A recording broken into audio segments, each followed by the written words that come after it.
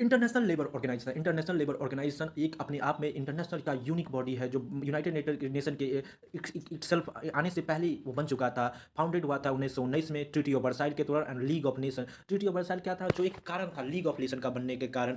After it survive second world war, ILO एक ऐसी body है जो सेकेंड वर्ल्ड वार के सर्वाइव कर गया, पर वो जो का तो रहा सोशल इकोनॉमिक जस्टिस कर प्रोवाइड करने के लिए। इस सभी सब ILO significant not just as but is a unique role in global socio economic justice. ILO इतना पुराना इससे भी ज़्यादा जरूरी है, जो बात है कि ये सोशियो इकोनॉमिक राइट्स को फोकस किया है इन इंसानों में। The institutional architecture ILO distinguish try party structure. ILO three तरीके से अपनी ट्री पार्टी स्ट्रक्चर, जिसमें एम्प्लॉयर जो काम करने वाला है, काम देने वाला, और गवर्नमेंट को एक के तौर पे काम करते, तीनों को बैठा के कानून बनाती है। Three pillar international labour conference, जो पार्लियामेंट है आईएलओ का, इंटरनेशनल लेबर कॉन्फ्रेंस पार्लियामेंट है जो हर साल जनेवा में मिलता है। It is the legislative body that craft adopt international labour standard, जो क्राफ्ट करता है, किसी कानून को बनाता है और अपने इंटरनेशनल लेबर स्टैंडर्ड के अनुसार से each member state represent four delegate. हर दुनिया में जितने भी देश है अपने फोर मेंबर को भेजता है कि जाइए आप बढ़िया कानून बनाइए। This is the executive governing body, this is executive council, it meet 3 times in year. और गवर्निंग बॉडी 3 साल एक बार रिपीटेड, और आईएलओ के पॉलिसी पर डिसीजन देती है, सेट एजेंडा, क्या कॉन्फ्रेंस का एजेंडा होना चाहिए, अभी social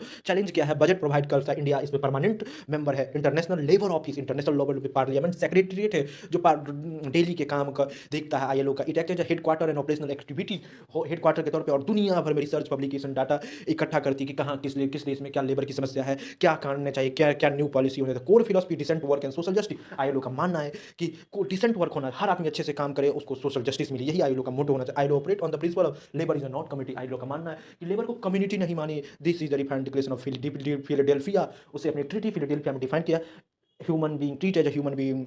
decent work agenda, ILO का मानना है हमेशा डिसेंट वर्क एजेंडा पे काम कीजिए। Promoting job, ensuring that economy provide opportunity. Economy का मतलब होना चाहिए अपॉर्चुनिटी हो, इन्वेस्टमेंट का, एंटरप्रेन्योरशिप का, स्किल डेवलपमेंट हो, economy generating right to work. Guarantee करना चाहिए कि हर आदमी को राइट टू वर्क हो। राइट टू वर्क होगा, राइट टू फूड होगा, राइट टू हेल्थ होगा, राइट टू एंजॉयमेंट होगा। यही राइट टू वर्क से ही सारा चीज रिलेटेड है। Extending social protection, ensuring both men and women enjoying safe working condition. ILO का मानना है कि मेन वुमेन सबको सेफ वर्किंग कंडीशन दे, ताकि पीस प्रॉस्पेरिटी जेंडर न्यूट्रल समाज बनाया जाए। ILO create international level standard game, वो चाहता है कि इंटरनेशनल लेबर स्टैंडर्ड बनाया जाए, rules game of global economy, जहां रूल हो, ग्लोबल इकोनॉमी हो, पर हर किसी की डिग्निटी हार्म ना हो, कोई कमोडिटी के तौर पे यूज ना हो। These are legally binding international treaty. हर देश इस कानून को लीगली बाइंडेड है, उसे अपने यहाँ कानून बनाकर प्रमोट करना होगा, अपने संविधान में लिखना। If a member state ratify a convention, it legally obligate to apply international. अगर कोई देश इसको रेटिफाई करता है तो इंटरनेशनल स्टैंडर्ड पे क्वेश्चनिंग के लिए हमेशा तत्पर रहना होगा। इसलिए हर देश अपने हिसाब से इसको काम करती है। These are non binding and guidelines for the supplement. कुछ नॉन बाइंडिंग है, जैसे fundamental convention, core convention ILO के।